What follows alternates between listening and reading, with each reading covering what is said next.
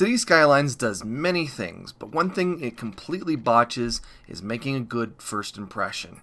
I've tried to get into this game for almost half a decade, and I've failed every single time. I understand that it's the king of the city building hill, and has been since the implosion of 2013 SimCity. But I'm tired of not knowing what City Skylines is really about when I love city builders, so it was time for me to sit down and put up with the game's initial lumps and see what hidden urban jewels are supposed to be inside. Yet again, I didn't succeed, at least not initially. Now, I remember the frustration of getting a new city building game, and before I really understood the mechanics, I watched my new cities immediately succumb to a financial spiral from which there was no escape. The last time this happened was 25 years ago with SimCity 2000, but City Skylines reset my record a few times. My first city, okay, I'll admit, I blew all my money on infrastructure and couldn't raise my tax base fast enough to avoid the death spiral. Fine, okay, lesson learned. Second city, I did better. A lot better.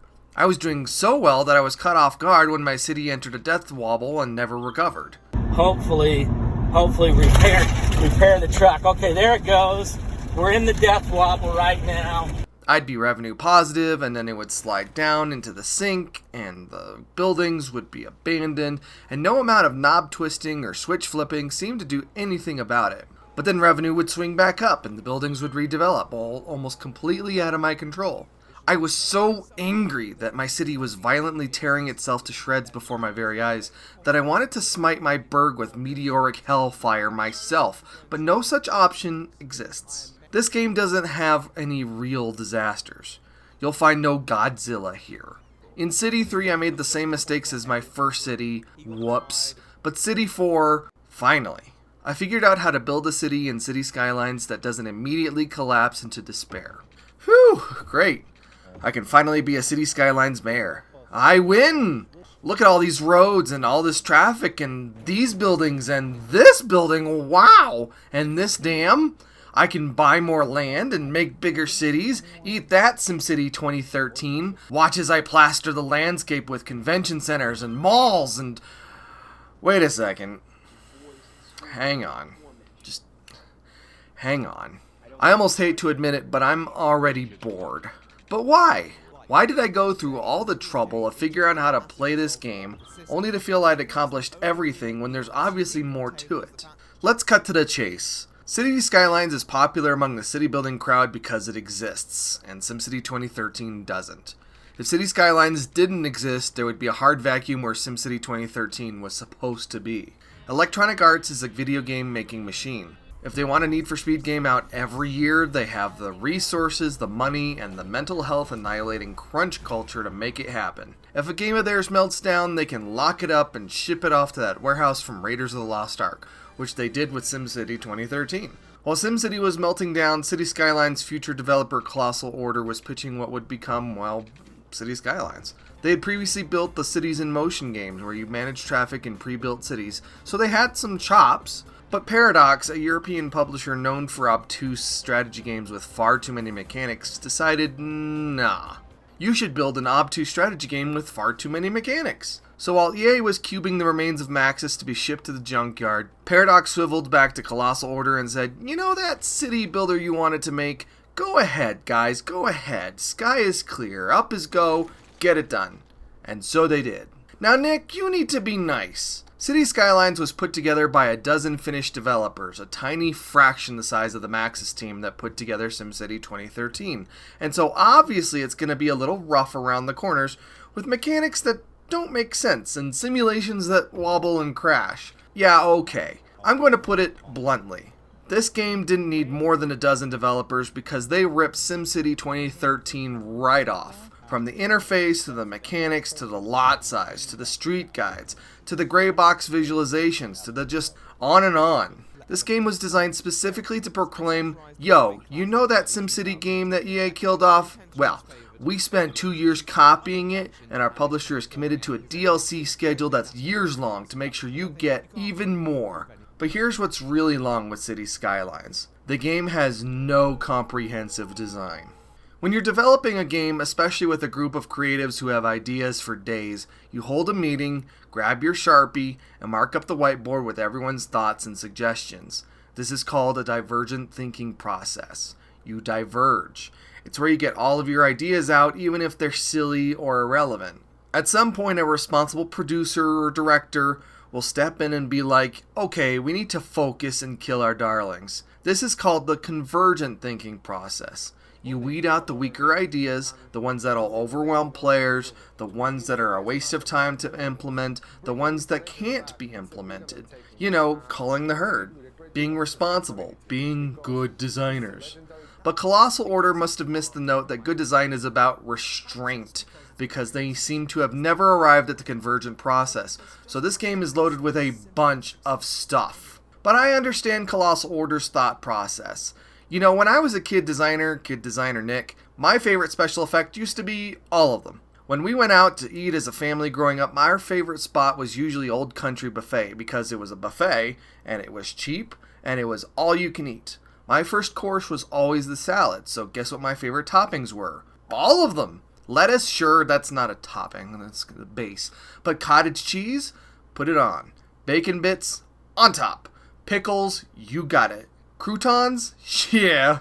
Cucumbers, alfalfa sprouts, ranch dressing. City Skylines is that salad. Why would you need to worry about your city's general health with hospitals when the game can beg you to build elder care and child care facilities too? How about your people can die, at which point they stink up their domiciles, creating abandoned buildings, which drive down land values and create a spiral that no amount of cemeteries can pull you out of. Also, your city needs cemeteries, so you can handle the cradle-to-grave life cycles of your metropolis' citizens. Freaking great. Amazing feature. Features. Do you want a road, or do you want a road lined with trees? Do you need to know what angle your roads intersect? I mean, like, you know, the exact angle? How much attention should you give drawing districts and tweaking city and tax policies within them? All these roads have names. Pretty cool. Want to rename them? What does this icon mean? What does this icon mean? What does this icon mean? Why are they everywhere? Do you need quays and seawalls to make sure your city doesn't flood? I mean, I think so. They wouldn't have included them in the game if they weren't important, right? Right? So this is only half the story, because the game gates a lot of these quirks and features behind population milestones. Now this is actually a pretty interesting idea. It could actually work, but here it only works if you know the lay of the land. Even though the game telegraphs when different features and buildings unlock, you still need to have a good build order in mind, or your city will crash and burn. This game's first impression falls through though because it's overwhelming as hell for a new player, and it's underwhelming when your city needs to reach a certain size to do simple things like set the tax rate. When City 2 had issues with dead bodies piling up, I was perpetually just a few thousand people shy of getting the crematorium that would have really helped me out. By receiving a whole bunch of essential services in early tiers, it's tempting to purchase all of them out of necessity, but the game will immediately punish you by sinking your tax revenue, forcing you to retreat to the sea of emergency loans just to stay afloat. But the fact that the game's million different options will sink you if you're not sure about the build order demonstrates a lack of discipline on behalf of the game's designers. Tiering your options really feels like a band-aid because of the inadequate onboarding process. And no, I shouldn't have to find a wiki to figure out how to play this game. This is 2020, and it's not Factorio or Minecraft. Period. That's just... Anyway, this game challenges you to juggle a bunch of unnecessary balls because someone couldn't find the whiteboard eraser. City Skylines promotes overchoice. If you go to Walmart and hit up the cereal aisle, you'll find the same cereal but in 3 to 5 different sizes. Beyond minding the cents per ounce calculation, I mean obviously bigger is better, why do you need 3 to 5 different sizes of the exact same thing? At first it's confusing, and then it's mentally expensive. If you repeat this exercise for every item you buy, you leave the store exhausted. That's why I'd love to start my Soylent subscription again, but that's a story for another video. As we're about to discuss, City Skylines lacks a comprehensive vision that forces Colossal Order to throw the kitchen sink at you in terms of mechanics to compensate. So if City Skylines is really just the core of SimCity 2013 with a bunch of unnecessary toppings, why not just play SimCity 2013? I'm going to make the obvious declaration that SimCity 2013 had some real problems. But going from City Skylines back to SimCity is like going from Star Trek Nemesis to Star Trek 2009. It's a breath of fresh air. From its very first moments, the game lets you know that your city is filled with people. Well, actually, they're Sims. They're in the name, yes, but the Sims are also in the city. Sims are literally the Maxis trademark. From their first game, SimCity, to their last one, SimCity, Maxis made the Sim citizens of their games into virtual beings with a gibberish language that you care about. With SimCity 2013, EA made the terrible mistake of marketing the notion that every Sim who moves into your city becomes an independent agent. As originally advertised, your Sims would have their own home, and daily routine, and place they work, and will operate accordingly, creating all the traffic that happens between points A and B. And it was this wonderful dream until the game actually came out and realized that it's more abstraction than literal, more smoke and mirrors than CPU smashing sim simulator. The city feels far more organic here than in City Skylines. The buildings you place are physics objects that sway as you move your mouse cursor and pound down into the terrain when you place them. Did I mention you can augment a lot of your facilities with modular add-ons? That's freaking rad. SimCity doesn't have varying densities for its zones. It automatically adjusts the density based on external factors. It's really cool to place parks and watch zones automatically redevelop around them. Homey homes that materialize when you start become high-rise apartments without your intervention.